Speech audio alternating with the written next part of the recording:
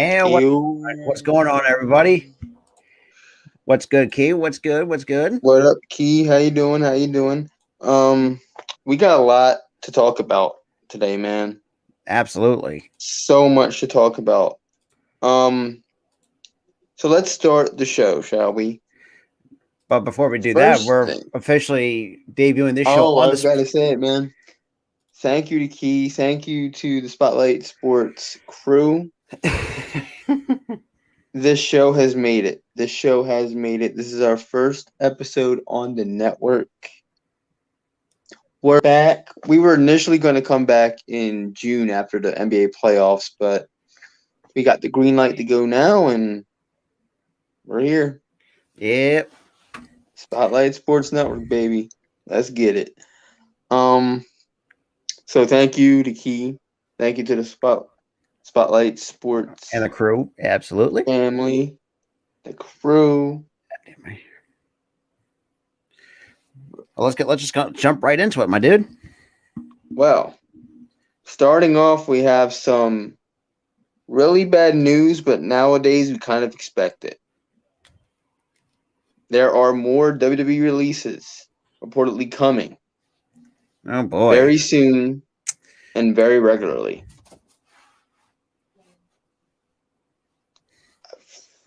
Dude, I'm getting sick of this. I'm getting sick of these releases, man. Ain't that? Don't we all? I get they have so much talent on the roster that's basically an influx. They don't use half of them, so of course you're gonna cut them because you don't use them. But the thing is, why even sign them? Exactly. I mean, that's a good point. Why even sign these wrestlers if they're Even not Key gonna says she's not surprised. Of course, you have all these wrestling fans, Key included, me included, and Rob included. Hell, a lot of other wrestling fans are not shocked by this. We're really not. I am telling you right now, if Spotlight was on here, He there'd be a whole goddamn tirade, could and be like a I would nuclear agree war with going off. everything. I would have agreed with everything that he had to say. Absolutely. Every damn thing. But yeah, there's reportedly releases from WWE coming very soon and very regularly. That's what they had said. I'm not being quoted on it. WWE's being quoted on it. They said very soon and very regularly. So yeah, expect some releases coming. Who? Don't know. That remains to be seen. That remains to be seen. But on a happier note, W. Morrissey, formerly known as Big Cass, made his AEW debut last Wednesday night in a losing effort, but it was a very good match. But can I tell you something? Shoot. The crowd took me out of it with this whole "Where's Enzo" and stuff like that. Like, come on. They don't have to be together all the freaking time. All right? They can branch out and do other shit. That's for sure. And here's the low point of this. Guess who was reportedly impressed by the match? I'm guessing Tony Khan, right? Nope. Damn. WWE was impressed. Oh, jeez. So with that, they might re-sign Big Cass. That will Which be is stupid. Because why are you going to cut all these wrestlers, sign another one that you're probably not going to freaking use? Like, come on. It really doesn't make any sense. And now Ryback has been in the news lately. Why am I not surprised? Because he's gotten under Booker T's skin somehow. And Booker T has said that he have lost all respect for Ryback, and he says he'd say it to his face. Damn. He said he lost respect for Ryback, and he will say it to his face. That's how much of a loser Ryback is. Let's be real. Ryback has been Hasn't been relevant for a couple of years now. He hasn't been relevant since 2014. Like, Yeah, so Key said when it comes to Big Cass, he said, well, Enzo was the fire to the team, which kind of does make sense. He was the fire to the team, but Big Cass was the skill. Pretty much. He was Because if you think, because that's a good point, because like Enzo pretty much was the voice of the team, and like you said, Big Cass pretty much was the brawn, basically. Pretty much did all the dirty work. Yeah. Yes, Enzo was great on the mic. Don't get me wrong, but he was a dog shit wrestler. Dog shit. That's why when he won the cruiserweight title, people hated it. Because they wanted somebody with skill to win that, not Enzo. But reportedly, Enzo's doing better on the indies, which I'm pretty much happy about because he's gotten better, it seems like. It just and that's just seems to me like he kind of looked like someone gave him criticism for it and just ran with it. Somebody gave him criticism and said, "Look, you got to work hard, and you got to be better if you want to get back to WWE." Yeah, definitely. Yeah, exactly. That's where Enzo sucked. There was no ifs, ands, or buts about it. Like you could definitely tell, like it's like he was just super green. He did not know a wrist lock from a goddamn wristwatch. That's how bad he was. That's the first I've ever heard that saying.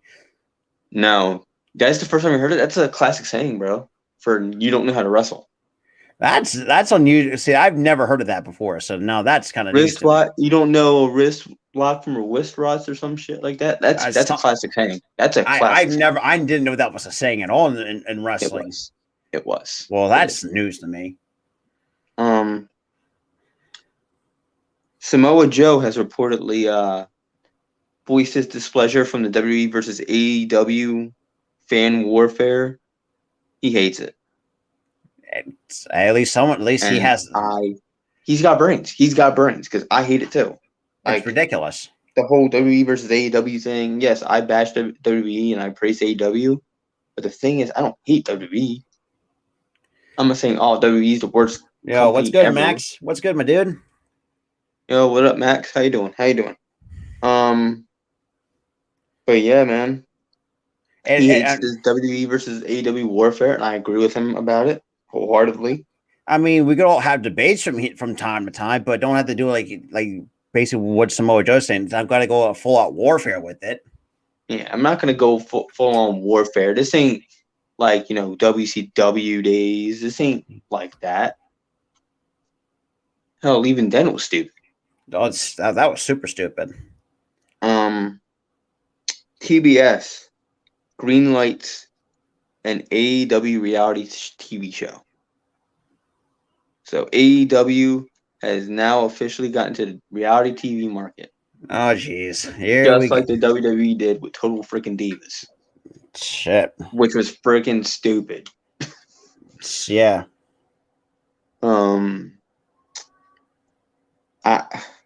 Why AEW? Why? That's all I've got to say. Why? Exactly. Why? Also, more bad AEW news. AEW has recorded the lowest time slot audience for this Wednesday's Dynamite. Yeah. The ratings have plummeted to an all-time low for Dynamite. The problem with Dynamite this week, yes, it was a loaded card. I don't think but the booking of the show was just iffy. It was just poor. Why would you listen? You give Deonna Purrazzo the Ring of Honor women's title. And I complained about this on Facebook. Yeah, I saw. You give Deonna Purrazzo the Ring of Honor title before Ring of Honor went to the shitter. You gave her the goddamn title on the final show of Ring of Honor for 2021. But then, in 2022, this Wednesday freaking night. You had her take a loss to Mercedes Martinez, an AEW wrestler. What do you expect Ring of Honor to do? And yeah, Be an Kate all brought up a good AEW point. Plus, show? you got to think to the NBA playoffs were kind of taking. Also, we're still going as well at the time. You have the NBA playoffs plus that. The bad booking and NBA playoffs. Combine those two, you have the low attendance or low audience for your TV market. But why would you make piss poor booking decisions judging or going off that you're competing against the playoffs?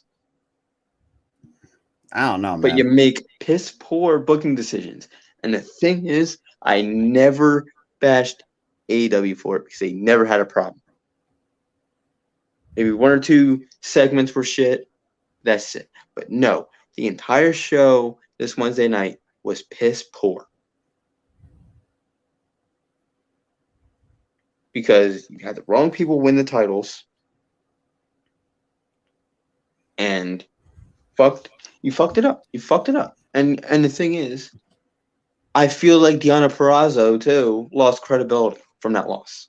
Oh, yeah. Definitely for sure. Lost credibility. And it's bullshit. Because she's a great talent to have. So not only does WWE screw her over, AEW just screwed her over. I don't know, man. And then you have. Oh, let me tell you something. Let me ask you a question. You have Minoru Suzuki, right, having the TV title. He won it. I forgot when he won it. I think it was like the last Ring of Honor show, just like Deonna Purrazzo did, if I remember correctly. I think it was at a Ring of Honor show. He takes a damn loss to Samoa Joe on Dynamite. Or was it Rampage? I think it might have been Rampage. I think it was Rampage. Yeah, it was Rampage. Because I feel like Rampage just has been going down the crapper. You had him take a goddamn loss to Samoa Joe, who's an AEW guy. Yeah. Are you freaking kidding me? You want I all AEW Ring of Honor? Is that what you want, Tony? Because it's bullcrap. Literally, Ring of Honor themselves laid the groundwork for you, and you dismantled it. Dismantled it.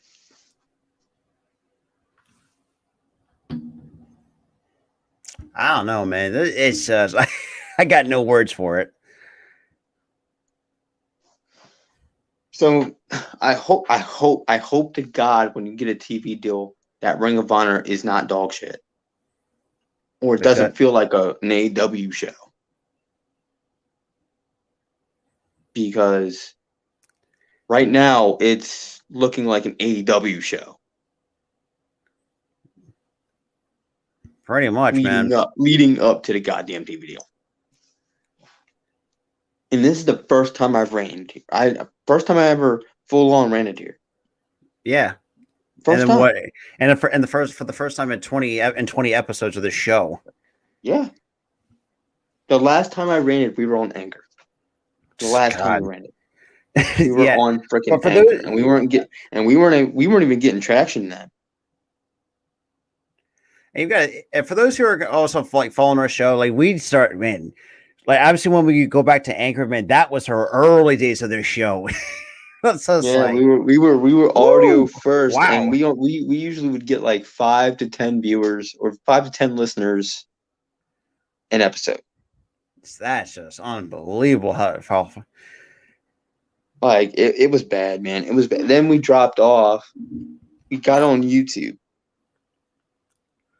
And here we are ever since then. Here we are now making moves, making quality content. And here's our competition going live. Earl Cole just went live. Yep. So our competition. Yeah, man. Not a lot of news this Yeah. week because a lot of wrestling news has been scarce. Oh, wait! Did you write down that Roderick Strong also asked for his requested for his Oh, release? I forgot about that. So Roderick That's Strong has asked for his release, and WWE has said no. Absolutely not. like, bro, like, Just let him go. If he wants to go, let him go. You're not going to use him. and You screwed him. also You screwed him over after you had him lose a unification match for the cruiserweight title and the North American title. it just that's You some. It made was him lose. What has he done ever since? He was off TV. pretty much in the words of Key in the building. He's probably back in catering. He's back in catering. It's right. He's back in catering. It's what's Ghoulie but just went live too, so other oh, competition. Damn. but it's just it's a shame though because I thought because I like what Roderick Strong brings to the table as a competitor. Yeah, man. I agree with that. I agree with that 100 goddamn percent. He's a great competitor. And, Look at his and days in Ring of Honor. Look at his days elsewhere. it's and for those who are kind of new to the show, like we were kind of saying, we're saying like the WWE isn't what it was, for aspiring superstars. Like it's not that place people want to go anymore. Yeah, that's the sad thing because WWE used to be To draw end all be tremendous all. amount of attraction. Yeah, It was basically like the NFL or the MLB or the NBA or yeah. the It's like you made it big time. hockey, like at the NHL. It was the big time. It was the big leagues. Now it kind of feels like a minor league system. It really is, and minor league system with bad contracts. Yeah, That's just they give you bad contracts, and then next you know you're stuck in catering, not doing nothing. You go for to a different you go to get a different company. They're booking it. absolutely. It's just like we're seeing. I mean, going back to it looks like Adam Cole, and even take it for example when Adam Cole left. Thank God when he did. Like it just shows like he's actually literally having fun. Same with the American since was it Red Dragon or America? What the hell's their name Red now? Dragon. Red God, Dragon. I'm sorry, I can't remember their name for crap. Red Dragon is Kyle O'Reilly and I Bobby forgot even that was Fish. and then they're having fun as well. So I mean, Oh, it's just look at freaking Brian Danielson having fun. like it's He like was who booked. He was booked great in WWE. Booked great, he was, and just for some and he reason, still just left. He still left. which is the most. I'm not seeing. I feel like that's the most crazy thing to really see. To receive someone like Brian Danielson, who When you actually have a guy like Brian Danielson, who formerly went by Daniel Bryan, who was booked incredibly well in WWE from 14 to 20 18 19. almost 2019, give or take. Yeah, it was 2019 2020 because his final match I think was in 2020 Yeah, or 2020 or no, it was early 2021 because he had left after that. yeah, because I think that's when his contract expired. I'm not. If I'm getting. And the thing is, he let his contract expire, and he walked. He walked, and the WWE booked him well. That tells you in itself, the WWE is not end all be all.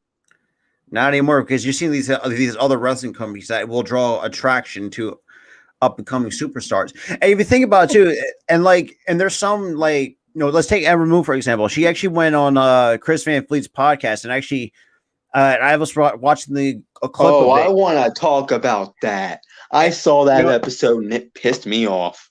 No, about her contract the contract thing. But but there's another thing that she mentioned. I know where you're going with that one. Yeah. There's another thing she mentioned too. WWE wanted to make her look sexy. That's just so. Let me tell you something, WWE. You want to go back to the Diva era? You want to go back to the ruthless aggression era? You want to go back to the Attitude era where you treated women like shit, like sexual objects? That's where you want to go? That's bullshit, dude. Bullshit. And I'm not the type to get offended by shit like that. But that should be the only exception. That's the only goddamn exception. These women signed to wrestling companies to wrestle, not be sexual objects, borderline freaking porn stars. They want to be It's, wrestlers. trust me, there was like that era of wrestling back then was. I watched the old stuff that I grew up watching. It's like it's cringy as hell. It's cringy now. It's Incredibly cringy man, now. it just it kind of gets you thinking. It's just like, I mean, I don't know, but it's getting to the point where it's just like. So I think so. At some point, I think Vince is gonna find himself in his ass in hot water one way or the And other. let me tell you something too. Did you not see the last episode of NXT? Trust me, I don't watch NXT 2.0 because that shit is fucking garbage. glad you didn't. They literally had a segment where they had four of the wrestlers at the beach, right? 4 women wrestlers at the beach. What's up, Oh Coach? yeah, I just saw the clip of it They too. literally showed Gigi Dolan's ass, bro. It's just like, what are we doing? They showed it. Like, are you kidding me? Like, this is the PG era. God damn It's it. PG era. Why are you showing that shit? Then again, it can't be worse if Vince dropped the M word again. So that cannot be worse. That's not happening. Lo and behold. Woo! Wow, the first time we The heard. world would catch freaking fire if that happened. No, the whole goddamn building would catch fire. Damn, like he would burn that company to the freaking ground. He would burn that company to the ground if he did that shit. Because I'm surprised nobody caught flack of it the first time when he first said it. Literally, when I watched that segment over, I'm like, oh, wow, man. how did he get away with that? How the hell did he get away with that shit? And because Booker T wanted to fuck him up so badly. I bet you Booker T was pissed. You could definitely tell how his face was looking at the time. You could tell. But here's the thing: he could have been acting. That is true. Look, WWE's all an act, bro. So he could have been acting. We don't know. It could have been real. We don't know. The only one that knows is Booker T. But I can't imagine Booker T being happy about that decision for him to drop an M-bomb on live TV.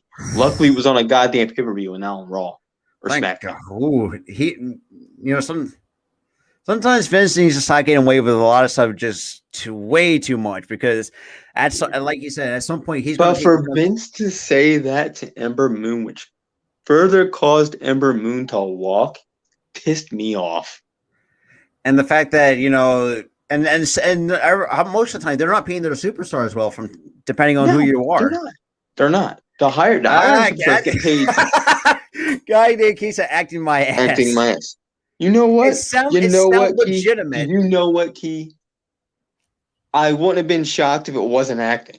Because if that was his, I was like, how the hell? You can't say that on live television. There's no way in hell Booker T accepted to do that. No way in hell. And I wouldn't have accepted either if I was Booker T. I would literally would have just walked out of the company. Said, here's my resignation papers. I'm out. And that's the thing too, like, because if you think about when you go, like, because usually the WWE back then, when people like wanted to go there, like you can just like make shit tons of money. But now, like, we're seeing these other companies that are paying their superstars a lot better. Plus, they're giving them benefits like health insurance, all this shit.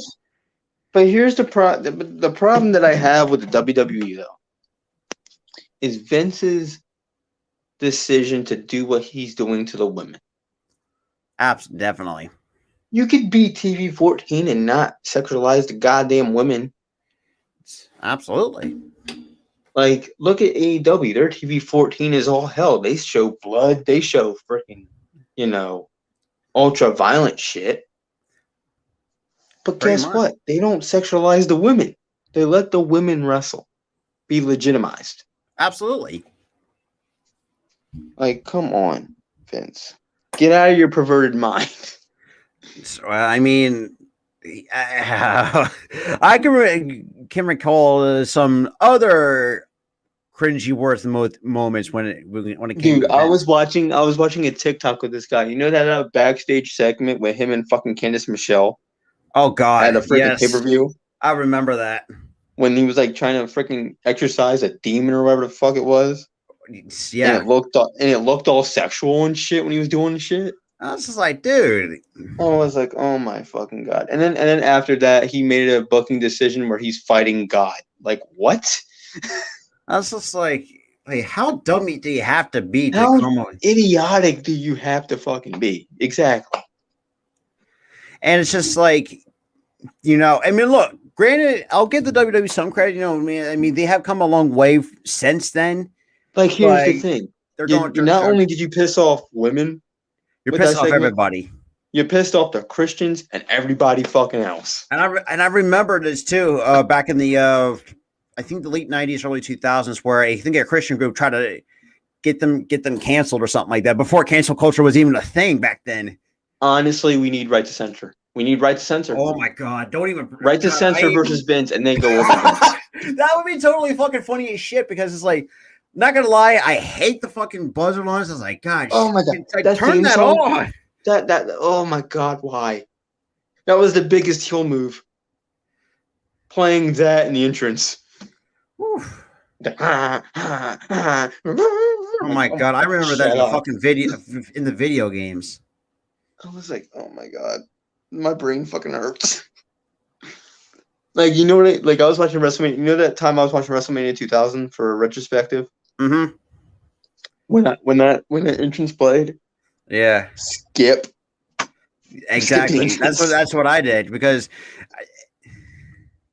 it makes your brain hurt.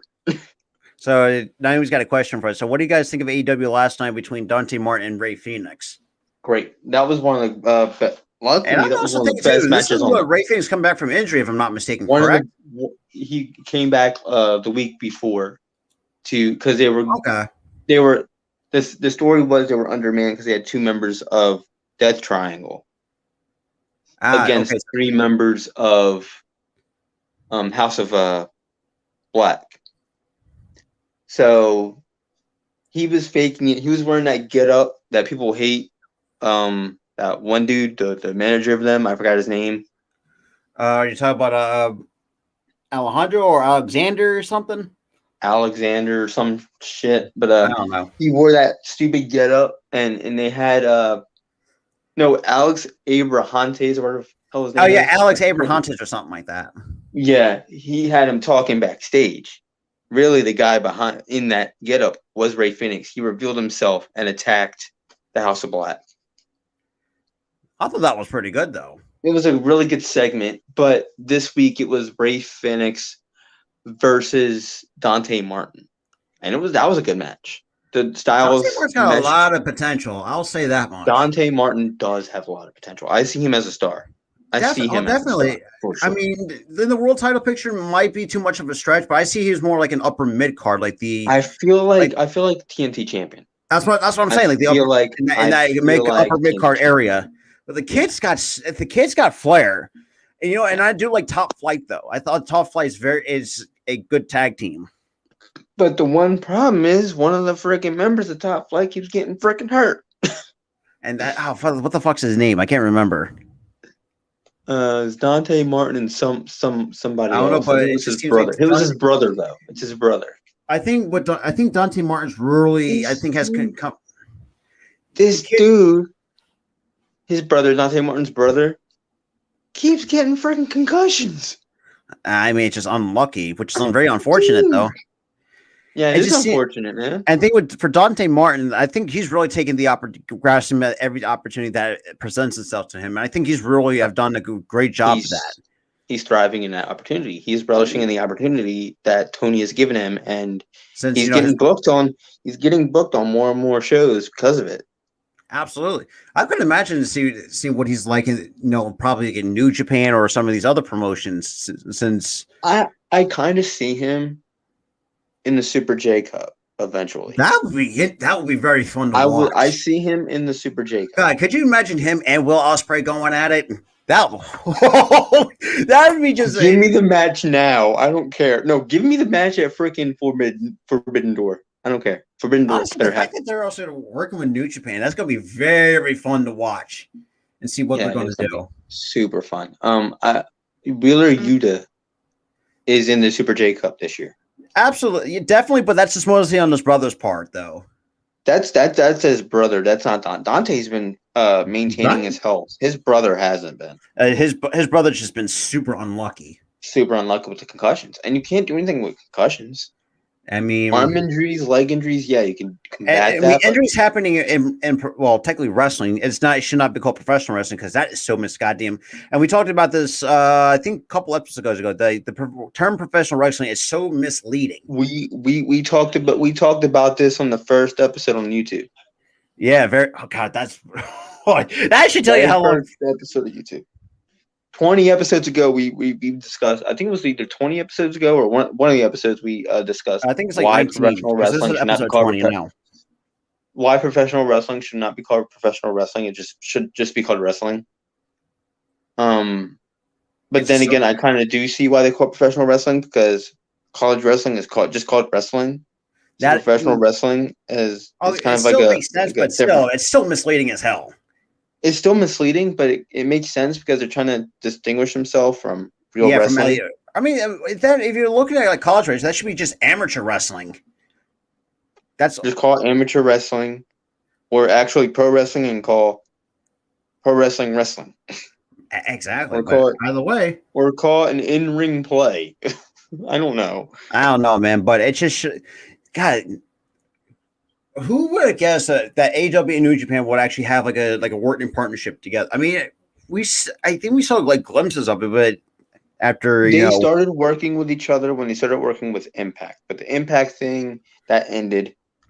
So they weren't working with Impact anymore. They're just working with New Japan, but for some reason they're all tied because Impact is still working with New Japan too. Absolutely. If you're injury prone, how will you ever be impactful in storylines? I mean, you can always be a manager to Dante, but it just sucks. Listen, I feel like that's crossing his mind too. Like, I keep getting hurt, man. How am I gonna be impactful to this team? And it just seems like storylines. I keep getting hurt, man. I feel like that crosses his mind. I think that he thinks that that's in the back of his head. Because if you think about it, because usually concussions, and we've seen it, throughout some different superstars, that can cut your career short at times. Yeah. And if I'm his brother, like, and that creeps in my mind, say if my career is going to be over, like, I might as well just. And I think what Naomi's saying, I can see that could be a possibility, which is And I feel bad for the dude though, man. Like, it sucks. I feel bad for him too, man. He keeps getting hurt. It's been dumb luck that he keeps getting hurt. But hopefully he heals up and he manages to stay healthy. Absolutely. With his brother, they get in storylines together, but that's why they haven't been in storylines as a team.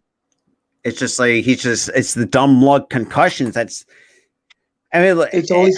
always been Dante in random matches. That's what it was. It's always Dante in random matches. I think, which is funny because it's like, and I like finally Wardlow, actually being free and just, that's the one guy you didn't. Wardlow's not free yet. They've already said MJF cut a promo on him. He said if you can beat this next opponent, next week, you can be free. That is going to be. Or no, it was a match against him, and you can be free. Absolutely. And honestly, I feel like there's going to be a swerve where it's like, haha, you're not free yet. You have to beat me at Double or Nothing. And then Double or Nothing. Hey, if that's the case, like, sign me up for that because I want to see Wardlow kick the crap out of MJF. That's that's how impactful MJF is as a heel. And you want to see him get his ass kicked. I mean, we saw it. Perfect example between him and CM Punk when he just constantly dodging CM Punk's challenges till I think it was Revolution. I'm guessing. Oh God. No, it was a lead up to Revolution. What happened was MJF faked like he was turning face to get out of the match. And then the next week they hugged it out, and then they kick City. He kicks CM Punk in the dick. Starts punching him, makes him bleed, but he uses the ring to do it. I mean, And that was foreshadowing what happened at Revolution the dog when collar match. Wardlow turned face. I thought that was a great match in its entirety. Yeah, it was an awesome match. I thought Awesome the match. in general, I thought that was pretty good, though. I thought that was Yeah. better than the other editions of Revolution, other than the you know what. You mean the one with the damn exploding barbed wire death match that ended in a quote fizzle? unquote death match, basically. Dude, the match is fine. The finish was a bunch of bullshit. That's what I was saying. I was like, goddamn, you literally had a puff of smoke and then sparklers. Like literally, I'm watching, and I saw some clips of actual Japanese death match. It's like, now that's a death match. I looked at the Onita death match, which I thought, I was like, dang, this dude's damn. That's a crazy motherfucker. But the thing is, but yeah, I watched that match and you see the explosion and it looks like an actual explosion. It sounds like it too. But then, and then that's what got me ready. And I'm like, oh man, the countdown's coming. I'm getting excited. Then you see a puff of smoke, sparklers, and I'm like, what is this?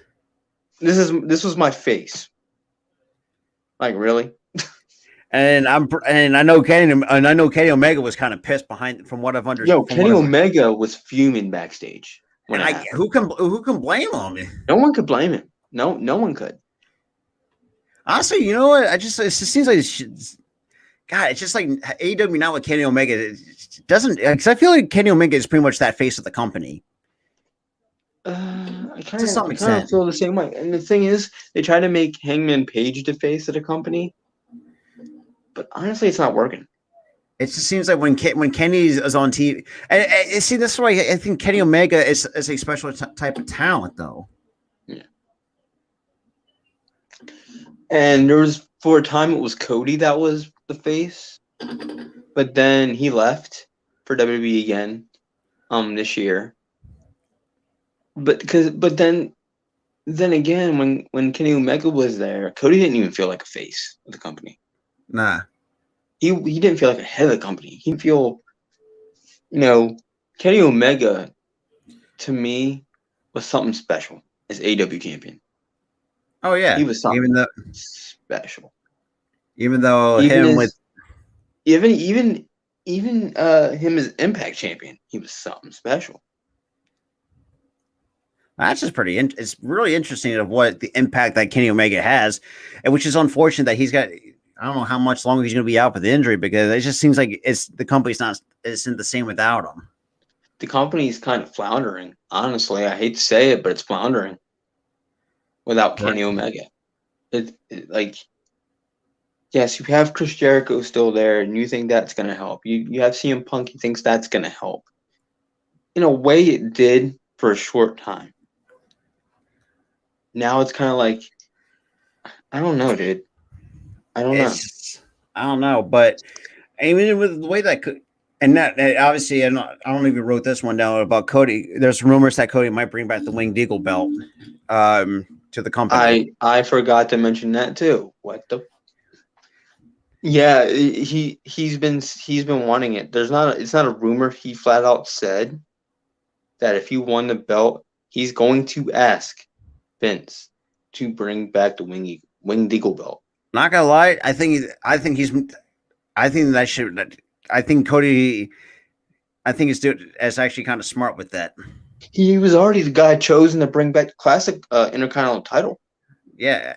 Back in what, 2013? God, yeah, it's been a while. No, it was like I think it was 2011, because he was still under that face, don't look at me gimmick. The Dashing Cody Rhodes gimmick, which not dashing. No, that was the oh fuck, that was the undashing. The undashing. Oh, that's what it was called. Yes. Wow. He was the dashing one. Then he broke his face somehow in storyline, and he became undashing. I don't know. It's just because he wouldn't even look. He wouldn't even look at the mirror that was in the ring that he always looked at as the dashing one. and he was just like covering his face, and he would tell everybody to get a paper bag to put over their heads because they're Yeah. ugly. Which I mean, it's just crazy to see now. Not gonna lie, it just feels like it's just feel like it's so surreal that we're seeing Cody Rhodes back in WWE, but still as the American Nightmare. I can't believe Who would have thought when of he that? when he came out to the I'm like, all right, it's got to be Cody Rhodes, and then it went dark at Mania. It went dark. Then the lights came back on. Pyro goes off for some freaking reason. That scared shit out of me. I jumped. And which is ironic. It's like, oh, we're gonna cut budget, cut Pyro. Say, okay, so you didn't cut what? So you just say you're cut Pyro, but you didn't cut Pyro for fucking Mania. Like you cut, like, you didn't cut. That's Pyro. so hypocritical. You cut Pyro. You know the thing is, they said they did say they were not gonna do Pyro for Raw and SmackDown, but pay-per-views they'll do it, especially Mania. I mean, Mania, yes, because it's a big event. Of course, you're gonna cut Pyro at Mania. It's Mania. Even though Mania hasn't been up to par the last couple of years, 2 years. Because this year, night 1 was good, night 2 sucked. Last year, night 1 was good, night 2 sucked. Night 2 sucked. It was the same trend for 2 years. But the thing is, the lights go dark, Pyro goes off. You hear wrestling has one royal family, where the hell the intro goes. I was like, no fucking way did he? I'm like, they're gonna play the theme, aren't they? The theme plays. I'm like, what? Like literally, like who would have guessed that they will allow so have Cody in the same American Nightmare gimmick as well? But and I think we kind of talked about this like 3 episodes ago. Like Cody. We talked about it the post Mania show. That's when we talked about it. The post Mania show, we talked about this. Yeah. And we were both shocked. And it kind of got us thinking. It's just like, okay, because it's like I feel like WWE trusted him to use that gimmick, to use that theme, to be him, because he found his true calling. He found his true gimmick. Yeah, and the fact that he also poked fun at his old gimmick Stardust during the match is like, just like you. I'm telling you something. Seth Rollins broke when he did that. He broke. He was just laughing his ass off.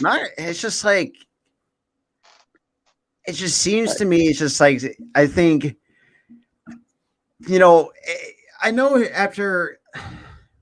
Saying after when he left the company, granted, it was probably not the best time when he left, but the fact that he went like to different companies and try to build himself, it's impressive to really just show the hard work he has put into it.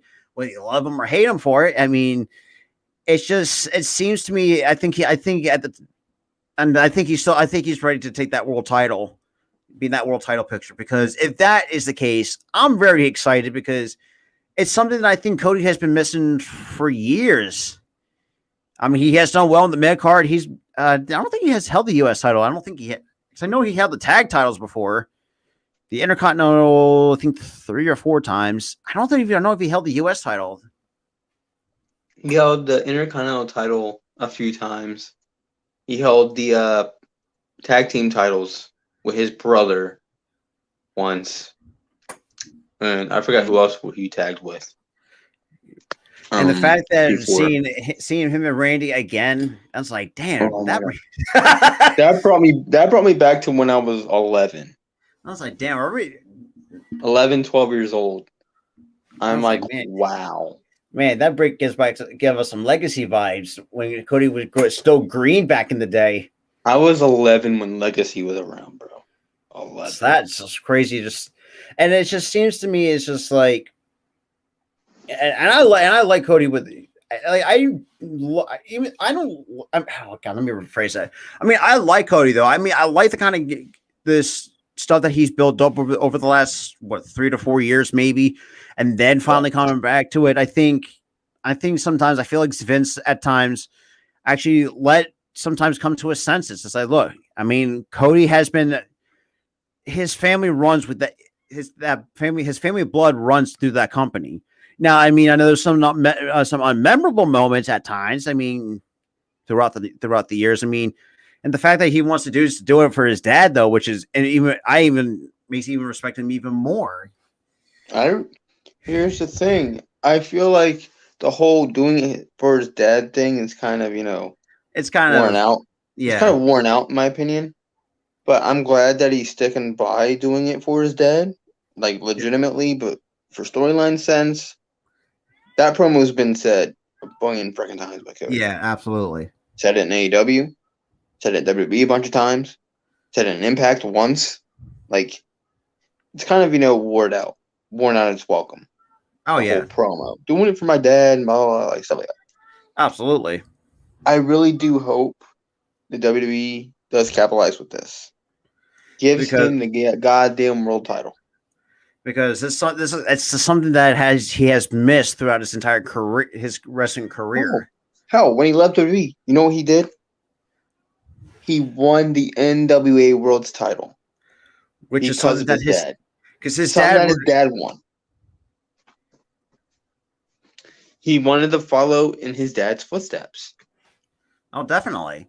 Because you got to think to the NWA World Championship is the most, other than the big gold belts, pretty much the most iconic championship throughout wrestling history. It's the most prestigious title in wrestling. Because you had Ric Flair hold it, I think a handful of times before. I don't know how many times, but then you had Dusty Rhodes held it. I knew Ricky Steamboat has held it. Yep. And some of these other WWE Hall of Famers who started their careers either in the NWA or wherever the case may be, who had working ties with NWA. Hell, even that funny motherfucker R-Truth won the damn thing. Oh, jeez, I forgot about that. Wow, that shows just like just how bad that. And this is at the time before the R-Truth was a comedy character. Yeah, he was going through Ron Killings at the time. God, the Truth in TNA. Ron the Truth Killings. Holy crap. Yeah, in TNA, and then he signed as R-Truth in 2008. But he was more of like a serious character. He was more of like, I got out of prison and stuff like that. I'm trying to be a changed man type gimmick. Yeah. Which worked for him. I don't know why they didn't stick by it and make him a serious character, but apparently it was R-Truth's decision to just become a comedy character. Which is worked for him. And I mean, absolutely. I mean, he's become a fan favorite ever since, but just he's become a fan favorite. He's really a bright spot of Raw. Yeah. And there's not many bright spots on Raw, bro. Not many bright spots. No, unless you're fucking goddamn really. And that's another thing too. I'm so fucking jealous of real Buddy Matthews. God damn it, motherfucker! You Australian. Here's the thing: we've lost 2 weeks in a row. That's 2 weeks. Me with Alexa Bliss. Alexa Bliss gets married, motherfucker. And I'm like, God damn it, Rhea Ripley's with freaking Buddy Matthews. God damn it. And now the only person that's left is probably Liv Morgan. No, I'm taking Liv. Nah, I don't think so. I think she's more. We're fighting over Liv. We're fighting over Liv. But I see, and that's the thing too with Liv. I see her nerdy side is just so adorable, dude. She's adorable regardless. Period. That is true. I mean, despite the fact that she can do better though. She deserves better. Yeah, she does deserve better. She deserves a lot better than what she's been doing. Because she's been stuck on tag teams that's lost constantly. And it's just like she got one title match and lost. Yeah. What? Honestly, I think her feud with freaking Becky Lynch should have just kept going. Yeah. After that, and have her eventually win the title. But people were just so bent out of shape over the Bianca thing, she became a back burner. Yeah, that's true. I mean, the Bianca thing, we all had the right to be pissed. Yeah, everybody was pissed. I was pissed. You were pissed. I was like, what the hell is this shit? When I watched, I literally would. No, we were watching it together. I think we did didn't we do a SummerSlam? No, that was Survivor Series. Oh, we did Survivor Series. We didn't do a SummerSlam one. I don't think. Because SummerSlam, let's be real, SummerSlam was not that great of a pay-per-view. Because it feels like it's like there's certain pay-per-views that WWE has. I mean, wrestling has gone down the toilet the last 2 years. The Big Four sucked this It's year just, alone. it's just like, what happened? Like, I know it's poor booking. Survivor Series was okay, but I It just feel like wasn't. the expectation of having The Rock there was too high. It's Looking and back, if I'm not mistaken, too, that was the Rock's 25th anniversary. God, that's crazy. Holy shit! but the thing is, I don't know why they were celebrating his 25th anniversary of him being in the ring when he hadn't He been in hasn't a been ring. wrestling since what, 2013? It was 2013. Holy The shit! How thing the fuck is, do I still remember but that? hold Jesus. on, but hold on. But prior to that, prior to 2011, he did not step in our ring since 04. So That's why correct. the hell are you celebrating an anniversary when he wasn't wrestling consecutively? I mean, see, if it's 20 for 25 years, I mean, at least it's been, or unless it could be I just be feel like 25 it was years in just the a business. 25th anniversary of his debut. That's what I feel like it was. That's just fucking crazy. Which Holy I'm shit. fine. I'm fine with that. When you go, 25 years of Rock, like he hasn't been in a ring for 25 years. He's been in the ring for like what 6, 7 years, and then he quit, and then he I came think back. the one that's close to, I feel for me, I feel like Triple H is the only one that has Russ. Actually, scratch that. The Undertaker, Triple H, who's the one I can think of that has wrestled more than 25 years. Fucking Shawn Michaels. Holy shit, it's been that long. Minus No. minus that break from 98 to 02. Oh, that's right, because of the back surgery, if I'm not mistaken, that year. Back surgery, retired for a few years, came back in 02. That's crazy. I know Ric Flair has been around the block a handful of times over the years. But no one's gonna give him an anniversary show No, after not all that. the shit that came out. See, and that's the thing too. Like, they need to do something for Triple H too, because Dude, I feel like they are. I feel like eventually they're gonna do something. And I feel like the Mania thing was the start of them doing something. oh, absolutely. They had him say, "This is WrestleMania," and then have him leave his boots in the ring when he walks And off. I thought too, like when he's basically, I think he was retired in the smart way possible. Honestly, he retired in these for real. I agree. I definitely agree with that. Because if he stayed wrestling, he probably would have died in the ring. Exactly, with that heart condition, it just seems like you're not going to sit there and tell me him retiring was a bad move, because it's not. And he's been around for him and the Undertaker's been going. He's been around for 3 decades. That's The guy had wrestled since 1991. If you're going to talk about his WCW run and WWE run combined, God, I don't. Guy had wrestled since 91. That's crazy. So he's basically on par with Taker. Still, I mean, probably the top. But to have the career he did, I mean, there's nothing else for the man to do anyway. That's true. I mean, he's pretty much done that all. I mean, other than having that. Not gonna lie, hate his first gimmick when he came into WWE, and that was the fucking goddamn. Oh god, this pompous, rich British guy. Because you got to think too. Who said that was a good idea? Probably Vince, because you got to think too. Hey, it could be a possibility because the headquarters is in Stamford, Connecticut. Is probably one of the. Connecticut has at times is known for some of their affluent neighborhoods, but I mean. No one's like that there. Exactly. So it's like look, I understand. Who the fuck is like that? I don't know, but ever since he switched to the gimmick he's known for now, I was like, yeah, should I thought that was pretty a good gimmick change in '95, but ever since then, it's just like he's been because him and Taker are pretty much the top 2 people in the company when it comes to. It's just like. I don't know, man. It's just crazy to see part of those guys are done for. But hey, look, they put even the. Can I tell you something? Can I tell you something? Shoot. I had a special ass freaking moment when Hall of Fame was going on. Very special. Because Undertaker wasn't just my era. He was my parents' era. Yeah, I think that's pretty much. Yeah. All 3 of us Me and my mom and dad watched it with smiles on our goddamn faces when Taker came out. I just wanted to share that special moment. Like, that's how just much crazy. of an impact he made on these generations. And Triple H too, because you got to think about it too, because like you said, Triple H has been wrestling since 1991, but it's just. But no one really knew of him until he became Triple H. Absolutely. Unless you're a hardcore wrestling fan, you didn't know of him until he was Triple H. Yeah. Because, like, I mean, the Hunter Hearst Helmsley thing, it kind of just. I'm so glad that lasted only 2 years. And he became the game in he became Triple H in 97.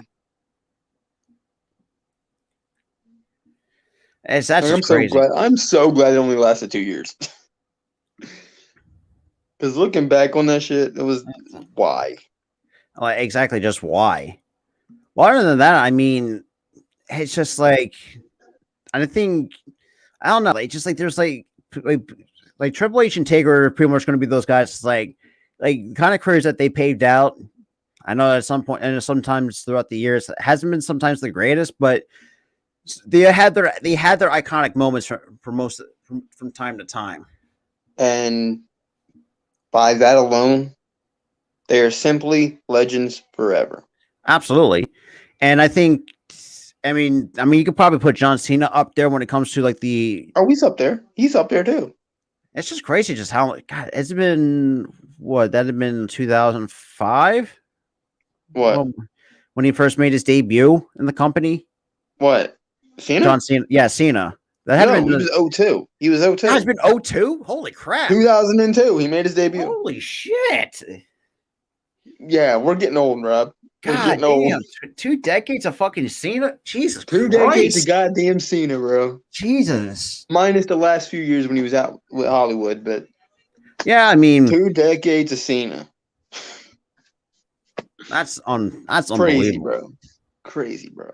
It's been very crazy, but it's very interesting to say the least because it's like I still can't believe Cena's been around for 2 decades though. But hey, look, dude, I still can't even fucking believe I'm 24. Well, yeah, that too. But the thing is, time has just passed us, man. Yeah, it's as just wrestling seems like fans, as people, just passed us. That's just crazy. But hey, look, I mean, I'm very appreciative of the kind of career that Cena has had, over the last 20 years. Mm-hmm. Love him or hate him, but he's a legend, man. Even though The Rock kind of poked fun of him, calling him a box of Fruity Pebbles for each shirt each color shirt he wore. Remember when he tossed a lot of this shit into the fucking river? Yeah. Oh, man. It just seems like even like The Rock too. God, even though Rock's been in the business for 25 years, which it's very crazy to understand. That's crazy in itself. Like I was sitting there watching Young Rock, and they were talking about his dark match in '96. I'm like, '96. Yeah, because he made it. Yeah, he made his debut. I think at Survivor Series in 1996 as Rocky Maivia. God, just look back. That's just not The Rock though. But then ever since then, went bald and let's be real, I think he does well as a heel than a face. I think all us wrestling fans can agree on that because honestly, he works better both. Really, I thought he has better moments as a heel. No, he works better both. But the character that he had was just too bland before he became The Rock. Too bland. Yeah, Rocky Maivia. I mean, yes. I mean, I get it. You're playing off one of your. I think his grandfather's name though, because I think to The Rock and Samoa. He was playing off of his dad's name and his grandfather's last name. Yeah, that was what he was trying to go with, and it wasn't working. So he just became The Rock, and which is a play off his dad's name, but as a nickname. Yeah, but ever since then, I mean. Probably the most. I mean, you cannot tell me who has better mic skills than The Rock. No, I think no one's going to come in to pale in comparison to the mic skills that The Rock has had. And The The I mean- Rock has freaking sayings, like 5 different sayings that the crowd repeats with him. Like it shows you heel or face. He's like super over with the crowd. Hell, even in Hollywood, he's over. Yeah, absolutely. Like, And- come on. And it's He just was actually- born. He was born to entertain, Rob. Born to entertain, and he's doing it. Whether it's in the ring, out of the ring, he's doing it. Oh, absolutely. But other than that, I mean, like he knows how to roast people. I mean, a lot of people are not safe from his roast, whether it's the general managers, whether you're Baron Corbin, and you know, some of the shit that he says, it's this is too funny. He called him an STD On PG television, like who? on PG television, and had the crowd chant STD on PG television. Yeah, ain't that the truth, man? But yeah, so right now we're at a little bit past the 1 hour mark. But any final thoughts before we wrap it up here? Nope. I got nothing, but I hope you guys enjoyed the very first episode live on the Spotlight Sports Network, because you know what it is. It's Real Me podcast with me, Robert, and Tyler. We'll see you guys in the next episode. See ya.